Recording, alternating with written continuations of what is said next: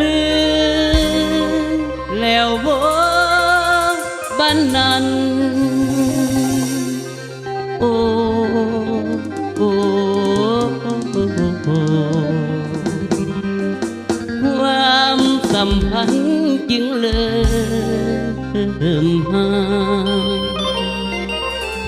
โอ้ยนาง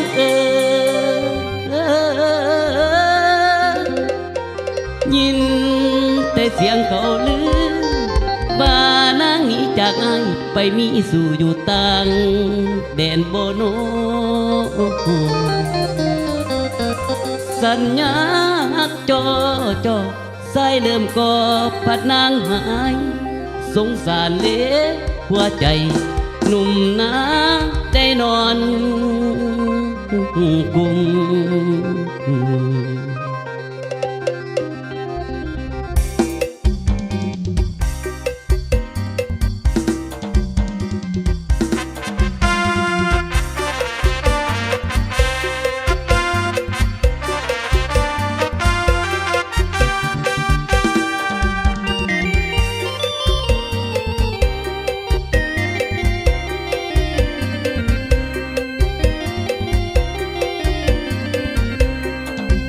พบกัน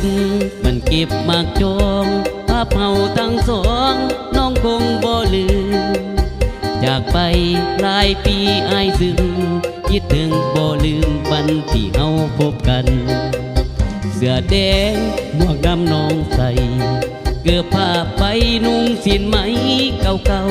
ๆน้องบอกใส่หูใกล้เบาๆว่าอย่าลืมฮักเฮาให้บ้านคือมักจอง2 ปี3 ปีให้ทาปีสิมาว่าสิกลับพื้นถิ่นปีก่อนว่าไปเที่ยวหัวหินติดโควิดลาทินจากจีนคือกักตัวตาบูปวดหัวตัวสั่นตัดสายสัมพันธ์อายแล้วบอกคนดีผู้ข่าวอายเป็นห่วงอีดีสาธุเลยคนดีขอให้น้องปลอดภัยอยู่เมืองไทยสบายดีบ่กินข้าวแซ่บบ่นอนหรือยังคนดี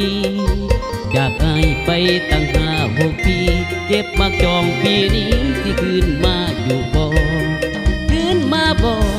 ใส่รถฟังข่าวสาวบ้านเหนือบ้านใต้ไกลกระซื่นแซวปล่อยตัวแล้วให้น้องสาวขึ้นสาป้ามักจองเลินนะหนุ่มนาสิคอยเจ้า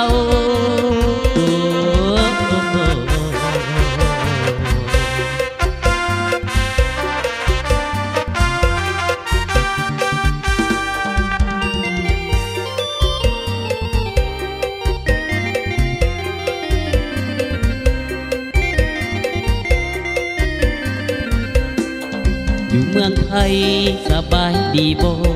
กินข้าวแซ่บบ่นอนหรือยังคนดี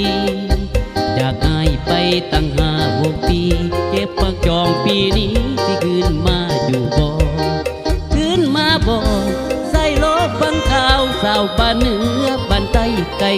กระซื่นแซวปล่อยตัวแล้วให้น้องสาวคืนสาป้ามาจองเลินนะ